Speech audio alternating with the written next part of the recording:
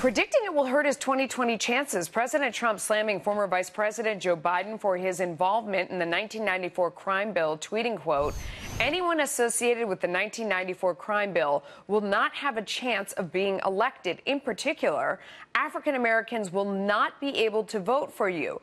I, on the other hand, was responsible for criminal justice reform, which had tremendous support and helped fix the bad 1994 bill." But the president is not alone in his criticism. In fact, he's getting some support from Democrats. Candidates Kamala Harris and Bill de Blasio are both splitting with the 2020 frontrunner over his defense of the bill. This all comes just 1 month before the very first Democratic primary debate in Miami, where our next guest has qualified for the debate stage. Marianne Williamson is Democratic presidential candidate, and she joins us now. Thank you so much for coming on the program, and congratulations to you for getting over the threshold to join the rest of the group in Miami. Let me ask you the question of the day. Which side do you come down on the 1994 crime bill and, former Vice President Joe Biden's position? Do you think that Kamala Harris is right to criticize him, or do you think that the Vice President was right with the legislation? I would not have supported that bill, but I don't want to get in on, whether Kamala Harris was right. Kamala Harris has her message. Joe Biden has his message. I'm not, I have my message. And I would not have supported that bill, but I'm not here to criticize Joe Biden. Yeah. Do you think that the president is obviously trying to get Democrats to fight amongst themselves and give some fodder to those who want to take a shot at Joe Biden? Do you think that it will come to that on the Democratic side as things move further along? And when do you think that will happen? Because eventually, as you guys are battling for the top spot over there, you're going to have to criticize each other.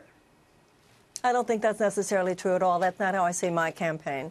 I want to present to the American people a vision of where America has been, where America is, and where America needs to go. I think people are so exhausted by the fighting. People are so exhausted by that chaos within politics so much. I don't want to be part of it. I don't think the American people really want that. That's not where I live within my heart. I know that on the policy front that you believe in Medicare-for-all. You say that Medicaid-for-all isn't good enough.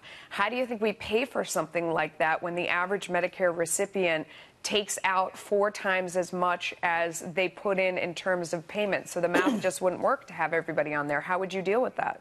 Well, there are two issues here. First of all, I would repeal the 2017 $2 trillion tax cut, although I would put back in the middle-class tax cut. I would close a lot of those corporate loopholes. I don't see why we gave $26 billion last year alone to the fossil fuel industry. I don't have a problem with the idea of a 3% tax on billionaires, and I don't have a problem with a 2% tax on people who have more than doesn't get you there, though. No, it doesn't. Yeah. It doesn't. However, if I may, I believe that money comes from people able to live their dreams. So first of all, when you look at how much money the average person spends on health care, how much more money people will have to spend on their lives, to produce, to work. This ups your consumer base. It ups your tax rate. It would not happen immediately, but I believe that's where money comes from. I believe every dollar that we spend helping people to live their lives more fully is dollar that stimulates the U.S. economy. Do you worry that, that people would throw in your face the fact that, President Obama said when he was selling the health care plan that we were going to bend the cost curve, and by having more people on there and being healthier,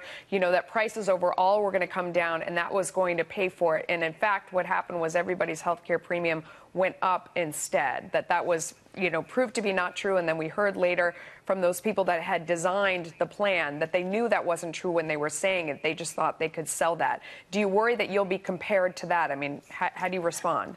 No matter what I say, people are going to be criticizing my views. That's part of having a political opinion. But no, I believe that money comes from people able to soar. That's why I want universal health care. That's why I want the higher minimum wage. That's why I want the cancellation of most of these college loans, and that's why I want free college.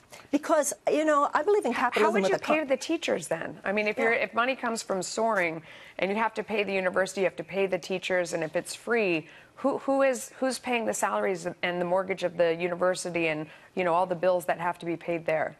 First of all, the things that I mentioned in terms of all the ways that we increase our revenue, all the ways in which we stop governmental spending. When you look at the things that this government spends money on, you know, we can go with the math all we want. You can use the math to prove that universal health care is good for the economy. You can use the math to prove that it's bad for the economy. I don't believe you start with the economics. You start with that which puts us in alignment with democratic principle, put us in alignment with economic justice, put us in alignment with true democracy. And that's where I believe peace and prosperity come from. I would love to worry about my own bills later rather than the president. Marianne, I disagree with that. I've made some money, okay, and I know that money comes from doing the right thing. I'm not naive about money. Thank you for coming on. We appreciate your time, and good luck to you. Thank you.